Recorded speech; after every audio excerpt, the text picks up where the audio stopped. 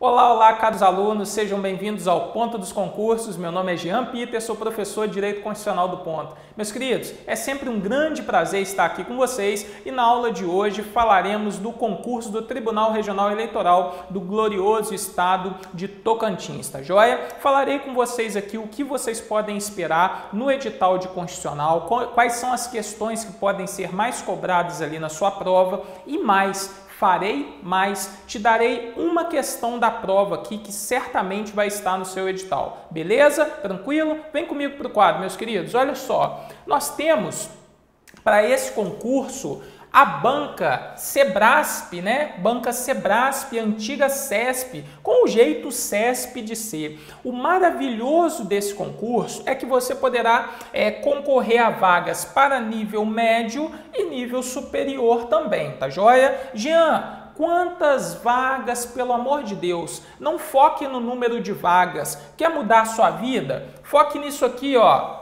Ensino médio, remuneração aqui esperada para você, um vencimento, né, de R$ 7.044. Ensino superior, meus amigos, R$ 10.992. Você vai se preocupar com o número de vagas agora? Nós temos, claro, aí, né, o prazo de validade do concurso, nós temos a possibilidade de prorrogação do concurso, então não pense no número de vagas. Pense em ser aprovado neste concurso, beleza? Tranquilo? E olha só o que você pode esperar para o concurso, né? Aqui tratando de técnico judiciário, tá joia? Nível médio, mas é um conhecimento muito básico do direito constitucional que certamente também está na prova para analista, seja deste concurso específico, seja de qualquer outro concurso. Meu querido, olha só, conhecimento básico que você tem que ter de Constituição. Conceito e concepções de Constituição, poder constituinte, né? Um conceito mais teórico, é uma ideia mais teórica do direito constitucional, vai trazer ali as concepções de Constituição. Dentro do poder constituinte nós vemos poder constituinte originário,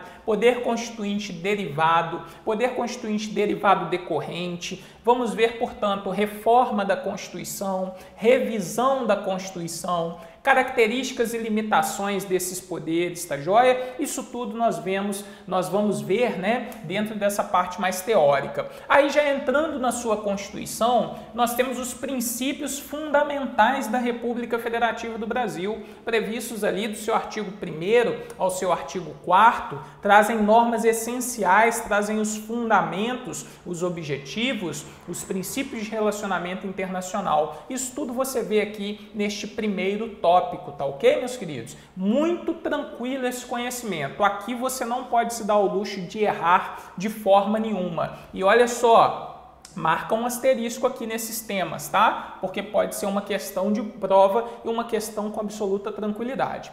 Direitos e garantias fundamentais. Aqui claramente você vê do seu artigo 5º ao artigo 17, ó, direitos individuais e coletivos, os direitos sociais, os direitos de nacionalidade, direitos políticos, partidos políticos. Aqui, meus queridos, sempre tem uma questão de prova.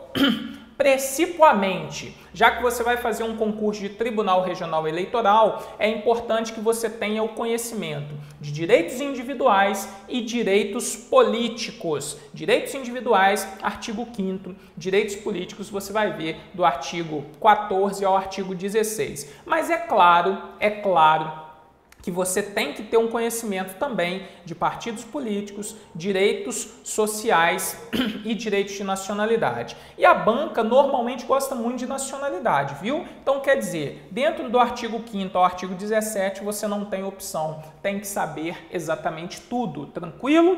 Ótimo!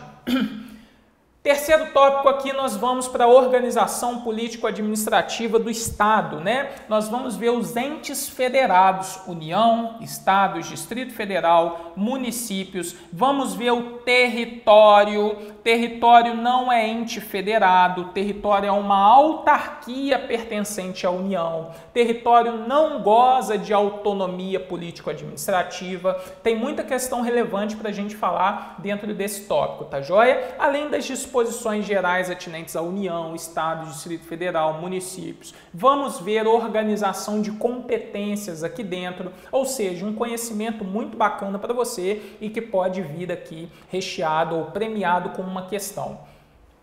Aqui marca um asterisco daqueles: administração pública, disposições gerais e servidores públicos. Nós vamos ver aqui artigo 37 ao 41, meus queridos, e certamente vem uma questão de prova. Certamente uma questão da sua prova estará dentro de administração pública. Conhecimento básico exigido em praticamente todos os concursos públicos aí, beleza?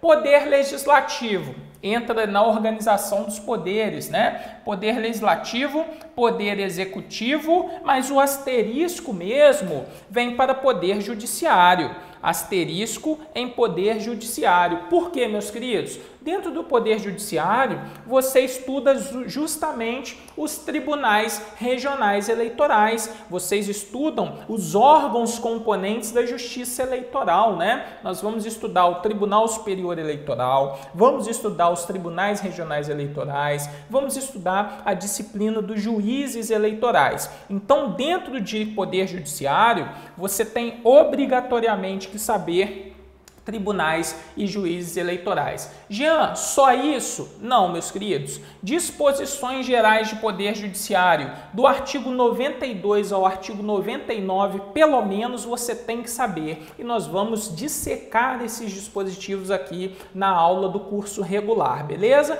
Ah, Jean, mas as disposições gerais vão até o artigo 100. Galera, sim, mas o artigo 100 vai trazer precatórios. Dentre os temas do poder judiciário, precatórios não é aquele de maior relevância, tá ok? Não significa que não possa cair, mas não é o de maior relevância. Então você estuda dentro de poder judiciário necessariamente disposições gerais, que vai até o 99, né, do 92. Você vai ter que saber Supremo Tribunal Federal, porque certamente pode vir uma questão aqui de pegadinha em prova.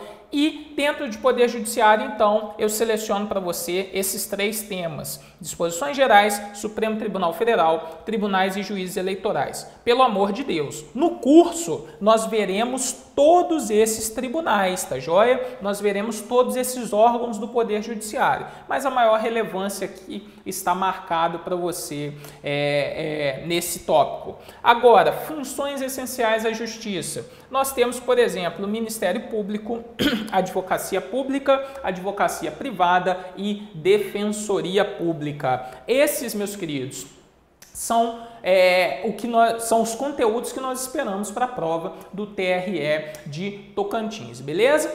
Lá no nosso curso regular, nós vamos passar por todo o edital. Lá no nosso curso regular, nós vamos dissecar todo esse conhecimento e mais. Ao final de cada tema, ao final de cada aula, tem um bloco específico de questões para que nós possamos treinar, fazer no laboratório e arrebentar na hora da prova. Então, você pode ficar com absoluta tranquilidade. Na aula de hoje, qual que é a minha proposta? De falar sobre um tópico aqui desse edital: administração pública. Do artigo 37 ao artigo 41 é o tema que está a administração pública. Jean, então hoje a gente vai arrebentar no tema administração pública? De forma nenhuma. A gente não teria nem tempo para trabalhar todo esse programa aqui agora. A minha proposta é te falar de um tópico que certamente vem muito em prova: a aposentadoria dos servidores públicos. Meus amigos, via de regra, os servidores públicos possuem um regime próprio de previdência, tá joia? E para aqueles que eventualmente não contem,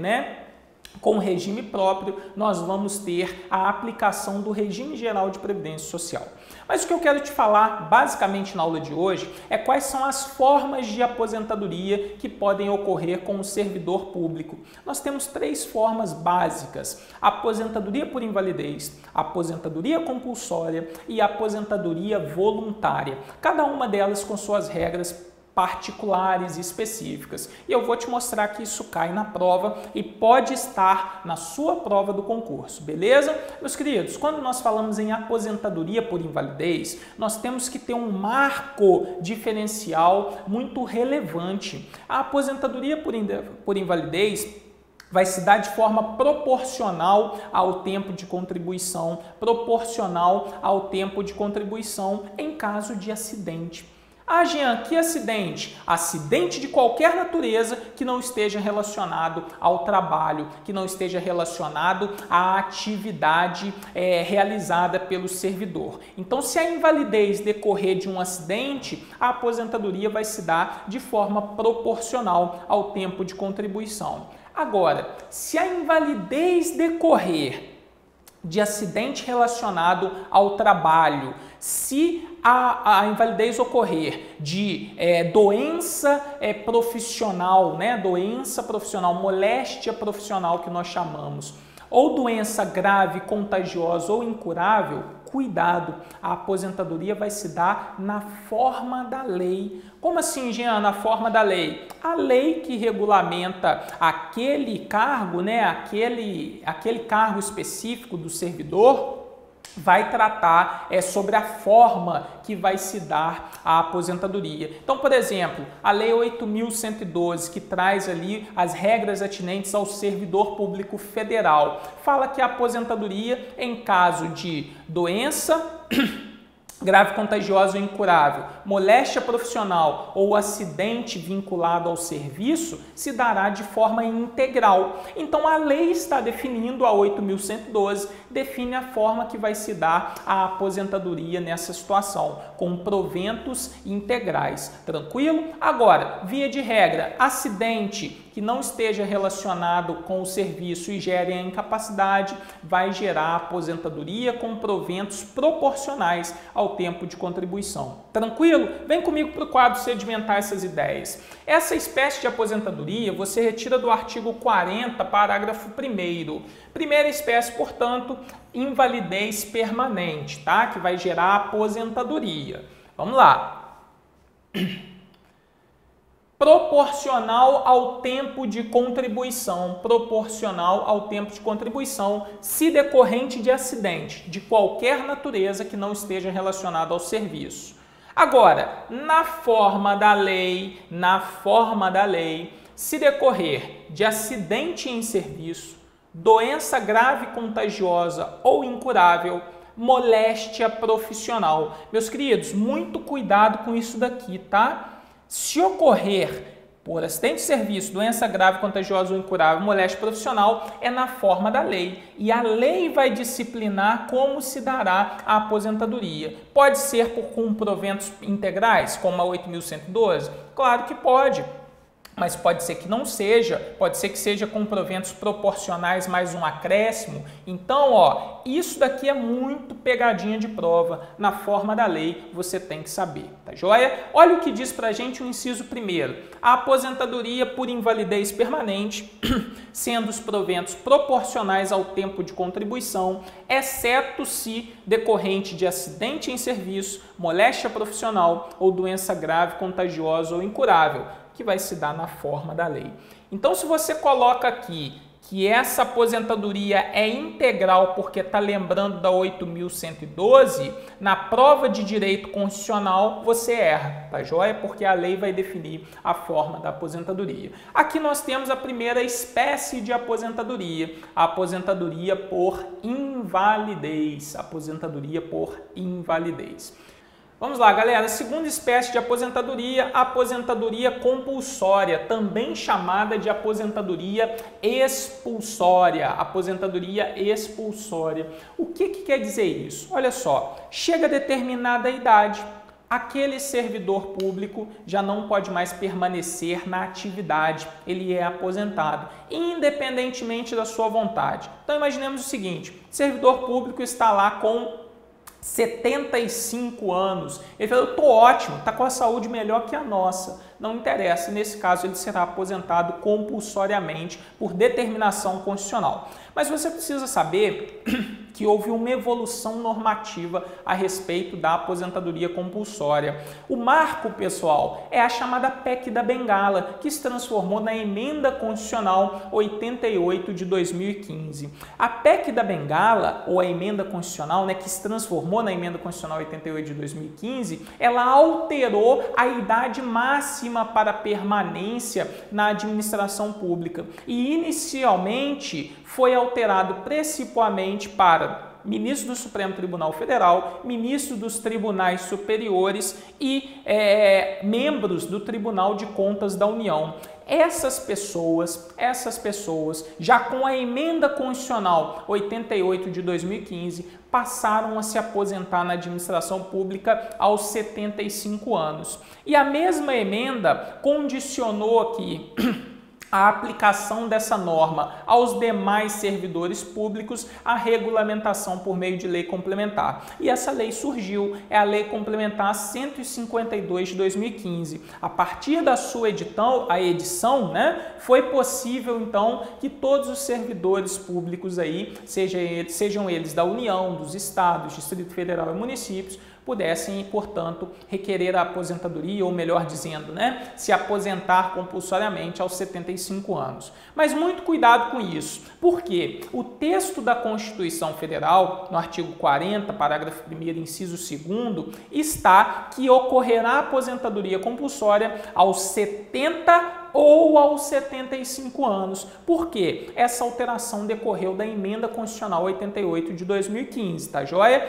Ou aos 75 anos, justamente por força da emenda que condicionou a aplicação aos demais servidores à edição da Lei Complementar. Agora, Lei Complementar 152 de 2015. Beleza? Vamos sedimentar o conhecimento? Vem comigo para o quadro. Olha só. Então, via de regra, a aposentadoria compulsória se dará com proventos, né, proporcionais ao tempo de contribuição. Aposentadoria compulsória, proventos proporcionais ao tempo de contribuição. E aqui está uma ordem, né, temporal, uma ordem cronológica para que você saiba identificar numa eventual prova. Até 7 de maio de 2015, todos os agentes se aposentavam aos 70 anos de idade, tá? Nós não tínhamos, portanto, a Emenda Constitucional 88. Com a Emenda Constitucional 88, imediatamente, ministro do Supremo Tribunal Federal, tribunais superiores, né? Nós temos Superior Tribunal de Justiça,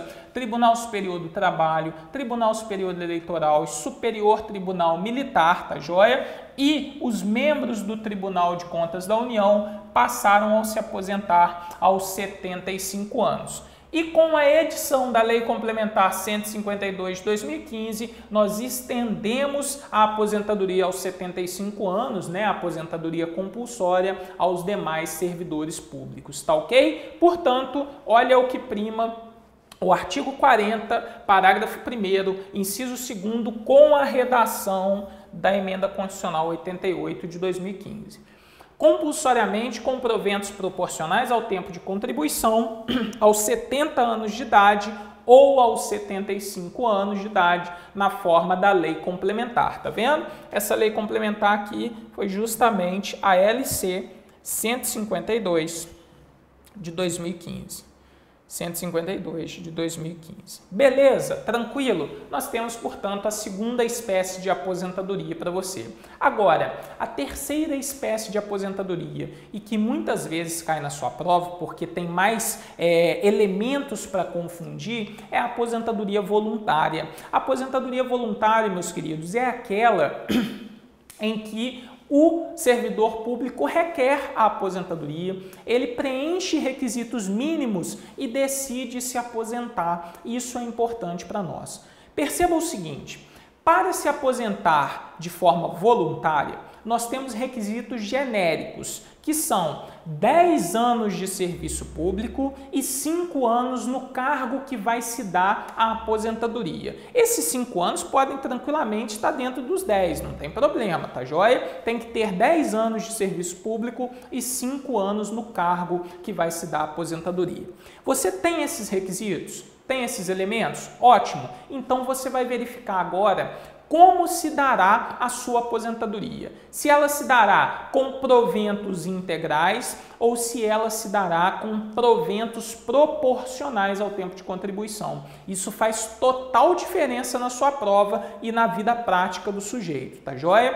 Meus queridos, quando nós vamos falar em aposentadoria com proventos integrais, necessariamente nós vamos ter os requisitos genéricos, né? 10 anos de serviço público, 5 anos no cargo que vai se dar a aposentadoria. Mas é exigido de forma combinada, de forma conjunta, soma de idade mais tempo de contribuição, seja para homem, seja para mulher. Ao passo que, quando nós vamos requerer a aposentadoria voluntária com proventos proporcionais, basta a idade e os requisitos genéricos, né? Olha só, quando a pessoa é homem, servidor público homem que preenche os requisitos, para ele se aposentar com proventos integrais, ele necessariamente precisará ter 60 anos de idade e 35 anos de contribuição. Necessariamente tem que completar os dois, beleza? Tranquilo? Ótimo. Jean, e se for mulher? Ora, se for mulher, ela vai ter que ter necessariamente 55 anos de idade e 30 anos de contribuição. Necessariamente 55 e 30 anos de contribuição. Tranquilo? Beleza? Agora, se for um professor do ensino infantil, médio e fundamental, tem uma diferença. A Constituição assegura a redução do tempo de idade e do tempo de contribuição para essa pessoa. Então, meus queridos, é importante que vocês saibam que ainda com essa proporção, né, que ainda com esse conjunto de elementos para que ocorra a aposentadoria com proventos integrais, ainda há mais uma norma que incide sobre esses requisitos, que é a aposentadoria, que muitos chamam de especial dos professores, que na verdade é a redução de tempo de idade e tempo de contribuição. Quer ficar bem definido com isso? Vem comigo para o quadro. Eu montei um quadrinho aqui para você que vai te ajudar a gabaritar a prova. Então perceba, aposentadoria voluntária. A pessoa necessariamente vai ter que preencher requisitos genéricos, tanto para requerer aposentadoria com proventos integrais, quanto para requerer aposentadoria com proventos proporcionais, tá ok? Exigido 10 anos no serviço público, 5 anos no cargo efetivo.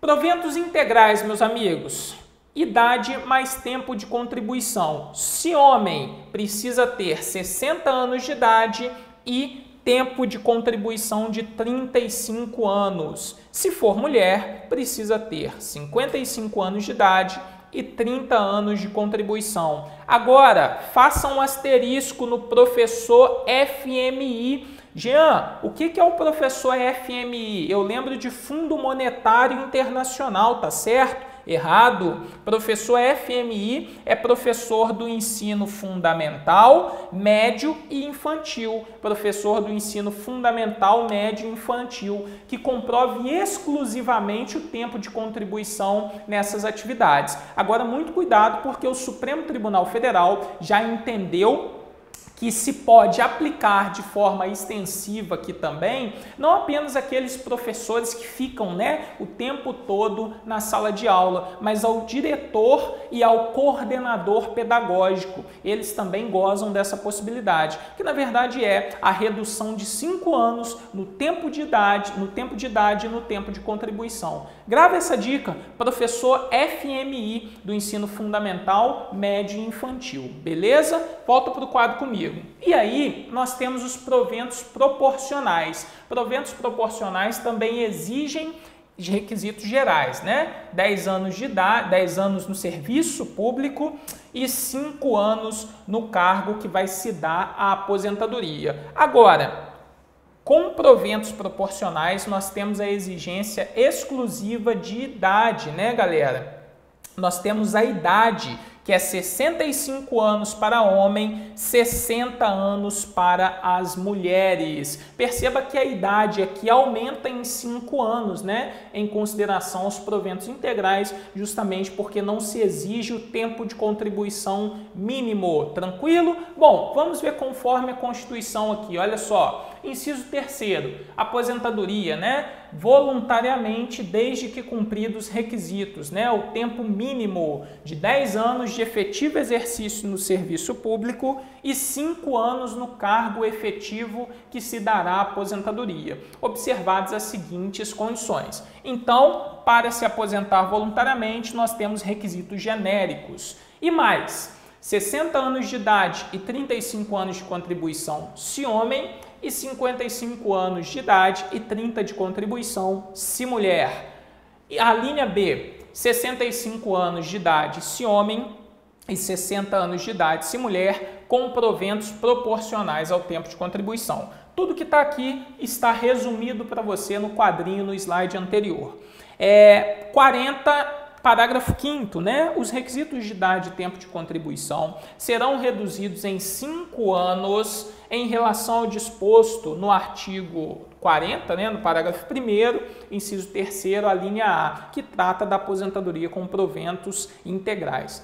Para o professor que comprove exclusivamente tempo de efetivo exercício das funções de magistério na educação infantil, fundamental e médio. Aqui você resume sendo professor FMI, macetinho para você gravar, ó, professor do ensino fundamental, médio e infantil, professor FMI. Meus amigos, vale lembrar aqui que também é aplicada essa disposição para o diretor e coordenador pedagógico, conforme já entendido pelo Supremo Tribunal Federal, beleza? Isso cai em prova? Não, despenca. Olha só, banca, CESP, ano 2017, Tribunal Regional Eleitoral também, tá joia? Então quer dizer o quê? Pode estar na sua prova futura, beleza? Olha só, os servidores abrangidos pelo regime da Previdência poderão se aposentar voluntariamente, desde que cumpridos tempo mínimo de 10 anos de efetivo exercício no serviço público e 10 anos no cargo em que se dará a aposentadoria? Claro que não, né? Nós vimos aqui que a exigência é de 5 anos, tá ok? Letra B. Serão aposentados compulsoriamente com proventos proporcionais ao tempo de contribuição aos 72 anos de idade? Não, né, galera? Por força da Constituição expressamente fala aos 70 ou aos 75 anos de idade. E nós sabemos que a Lei Complementar 152 de 2015 já veio aí tratar da aposentadoria compulsória aos 75 anos para os demais servidores públicos, tá joia?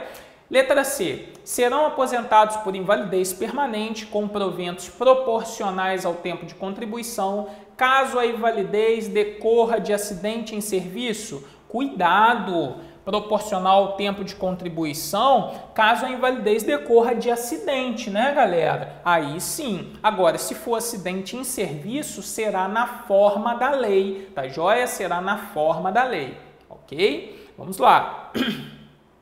Poderão se aposentar voluntariamente aos 60 anos de idade e 35 anos de contribuição se homem. Ô, maravilha, hein? Tá aqui, ó, nosso gabarito, letra D.